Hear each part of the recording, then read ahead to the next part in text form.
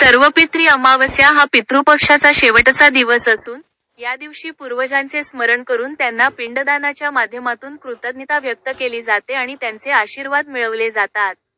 यालाच सर्वपितृ मोक्ष अमावस्या असेही म्हणतात. ज्या पूर्वजांच्या श्राद्धाची तिथी माहीत नाही, त्यांचे श्राद्ध आणि तर्पण या दिवशी केले जाते. तसेच पितृदोषातून मुक्ती मिळवण्यासाठी या दिवशी काही खास उपाय केले जातात. सर्वपित्री अमावस्येचे महत्त्व. 1. पूर्वजांचे स्मरण. हा दिवस सर्व पूर्वजांना समर्पित असून, त्यांच्या स्मरणाने त्यांचे आशीर्वाद मिळतात. 2. पितृदोषातून मुक्ती. या दिवशी केले जाणारे श्राद्ध, तर्पण आणि दानधर्म यामुळे पितृदोष दूर होतो असे मानले जाते. आणि 3. कृतज्ञता व्यक्त करणे.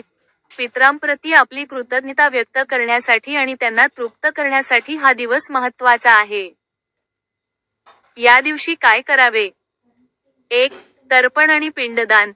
या दिवशी पितरांना तीळ, पाणी, बार्ली आणि कुश गवत मिसळलेले पाणी अर्पण केले जाते. 2. श्राद्ध करणे. ज्या पूर्वजांची श्राद्ध तिथी माहीत नाही, त्यांचे श्राद्ध आणि तर्पण या दिवशी केले जाते. 3. दानधर्म. या दिवशी स्नान आणि दानधर्म केल्याने पितर प्रसन्न होतात आणि त्यांचे आशीर्वाद मिळतात.